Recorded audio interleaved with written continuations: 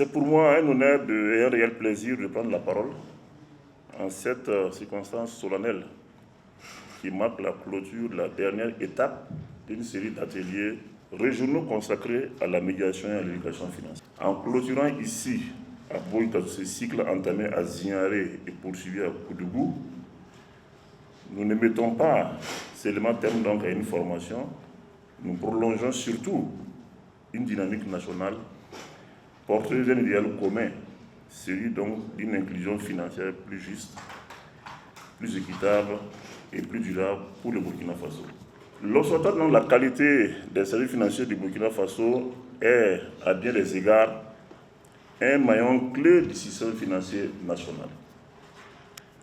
Il observe, évalue et accompagne les prestataires de services financiers dans l'amélioration de la qualité de leurs produits.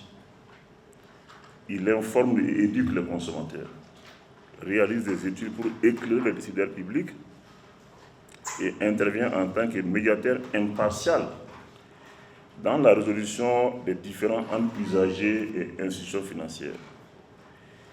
Ce rôle de veille et de médiation contribue à instaurer un climat de confiance, condition indispensable à une inclusion financière véritablement bénéfique et durable. Je voudrais également saluer la présence parmi nous de M. le médiateur du Sénégal, dont la vie de partage d'expérience a constitué un temps fort de cette rencontre. Sa participation a permis d'élargir les perspectives, de nourrir la réflexion collective et d'enrichir nos approches en matière de médiation financière. Ce type de coopération illustre la solidarité africaine et l'importance du partage d'expertise dans la construction d'institutions fortes et crédibles au service des citoyens.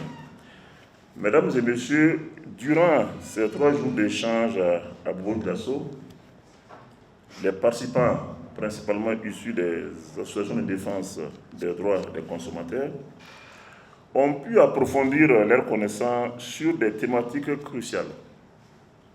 La médiation financière, la planification et la gestion budgétaire, les stratégies d'épargne, la gestion responsable de la dette, la prévention du surendettement, ainsi que la protection des consommateurs de produits et services financiers.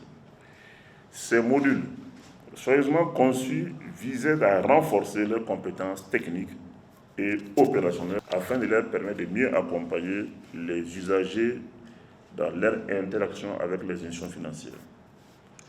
Les retours recueillis à l'issue de ces sessions témoignent d'un réel enthousiasme, d'un fort engagement et d'une grande capacité d'appropriation des enseignements. Les échanges ont été riches, les débats nourris et les propositions formulées particulièrement constructives. À vous, chers participants, je voudrais adresser mes félicitations pour votre assiduité, votre implication et, bien entendu, la qualité de vos contributions. Vous repartez d'ici avec des outils concrets, mais surtout avec une mission renouvelée, celle de diffuser ces acquis au sein de vos communautés, d'éduquer, de sensibiliser et d'accompagner les consommateurs dans la gestion responsable de leurs finances. Je rends également un hommage appuyé aux experts formateurs pour la clarté de leurs enseignements, la pertinence de leur approche et leur grande disponibilité. Grâce à eux, cette formation a permis d'allier théorie et pratique dans un cadre participatif et constructif. Nos remerciements vont aussi aux partenaires techniques et financiers, aux partenaires institutionnels qui accompagnent l'Observatoire de la qualité des services financiers et l'Agence nationale de promotion de la finance inclusive dans leur action. Leur engagement constant témoigne de leur attachement à la promotion de la transparence, de la qualité et de la protection au sein du secteur financier. Je ne saurais terminer sans saluer tout particulièrement le professionnalisme, la rigueur et la vision stratégique de l'équipe de l'Observatoire, la qualité et les services financiers du Burkina et la direction générale de l'Agence nationale de promotion de la finance inclusive. Par leur dévouement, ils traduisent concrètement la volonté nationale de faire de l'inclusion financière un levier de développement économique et social durable, plaçant les citoyens au centre des priorités publiques. Mesdames et messieurs, l'inclusion financière n'est pas un concept abstrait.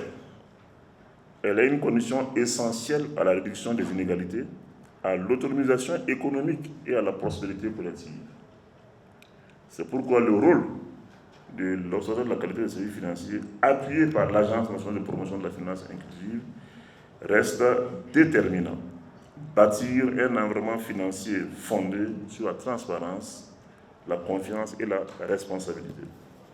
En clôturant officiellement cet atelier, je formule le vœu que les enseignements reçus et les expériences partagées se traduisent par des initiatives concrètes et durables sur le terrain. Que cette formation renforce la synergie entre les acteurs, inspire de nouvelles actions et contribue à l'édification d'un système financier plus inclusif et plus protecteur pour tous les professionnels. Sur ce, au nom Monsieur le directeur général de l'Agence nationale de promotion de la finance inclusive et de l'ensemble des partenaires, je déclare clos l'avis de renforcement des capacités sur l'amélioration et l'éducation financière. Je vous remercie de votre aimable attention.